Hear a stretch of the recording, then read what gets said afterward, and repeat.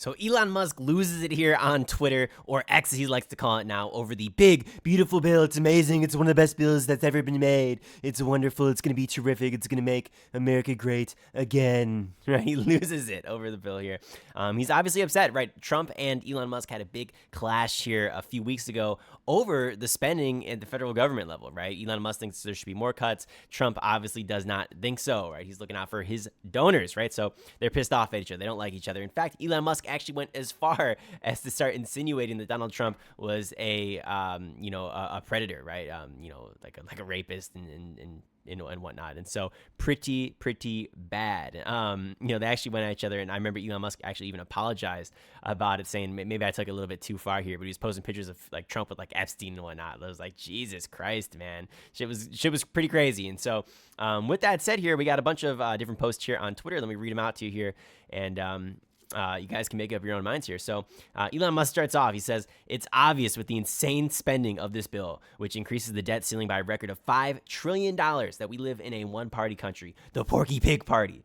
Time for a new political party that actually cares about the people. He says, how can you call yourself the Freedom Caucus if you vote for a debt slavery bill with the biggest debt ceiling increase in history, right? And then he adds people.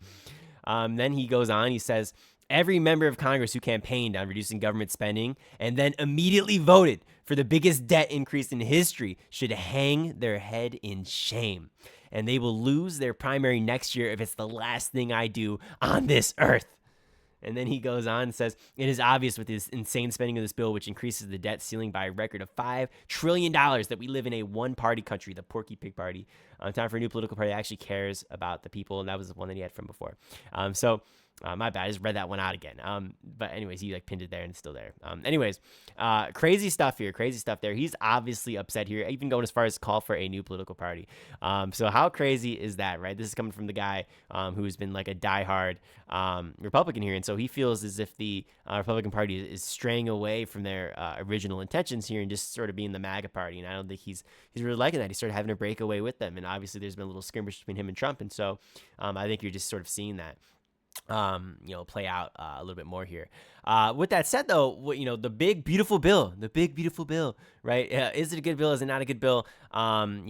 Is there like a reason to critique it here? It's like, well, yes, yes. Every single bill that we have, every congressional spending bill, it's absolutely massive. It's huge. It's massive beyond belief, and it's one of those things that. When you really break down the numbers, we are spending money in so many different ways that makes no sense at all. I mean, like we spend more on our military than the next, I think it was like 14 countries combined. Like that's first of all, that's insane alone, right? And that's just one area where we're overspending. And then you can look at like spending in addition to these, budgetary bills, right? So you can look at things like what happened during COVID-19, for instance, right? It's like nobody knows this, but it's true. We could have had about $35,000 in cash, tax-free, just given to every single person over the age of 16 in the United States, right? Did we get that? Did you get anything anywhere near that amount of money? No, you didn't. Why? Because the government doesn't care about you. All they care about is enriching their donors. The politicians only care about enriching their donors and the billionaires and these big businesses and whatnot, corporate lobbies. It's like, so don't act like the government cares about you. Don't act like these are good bills. These are terrible bills, and it's not going to change anytime soon, especially with the people that we have in office, right?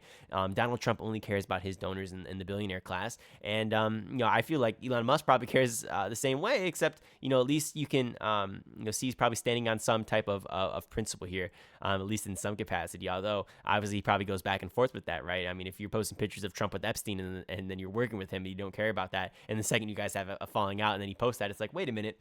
If you felt like he was like that, from the start, doesn't that make you a hypocrite? I don't know, but certainly some food for thought, ladies and gentlemen. So crazy stuff here going on in the United States. Big beautiful bill is not the way to go. Not the way to go. And meanwhile, in this country, we're the only modern country in the whole world that can't even get universal health care.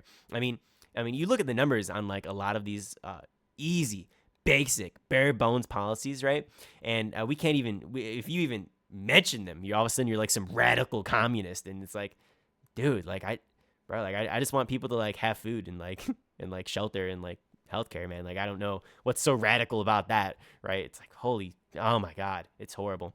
But anyways, guys, And by the way, if you guys don't know this, I think it's only like 20 billion a year to end hunger in this country. It's like 25 billion to like end homelessness, through like public means and whatnot. And then I believe if you take like, I think it's like, I forget what the exact number is. I think it's like 30 something billion, right? You could literally give every single person like a brand new 2025 car in this country, and then like, just end the transportation problem, right? It's like, every person who graduates high school, I should say. That's not every person in the country here, but it would start the process, right? So you build like a big gigafactory somewhere, and then you just make one type of car and then just give them to everybody who graduates like high school, and like all of a sudden you slowly start to solve the transportation crisis, right? I mean, we got so many different policies, even things that's like very, very simple. Like you can give, I think it's like every single person like $7,000 or something like that. By the time they're like, as soon as they're born, just put it in an account, lock it till they're 65, and it's like, and then they're a millionaire by the time they retire. It's like, you're never gonna get $1 million out of Social Security, I can tell you that. So crazy stuff.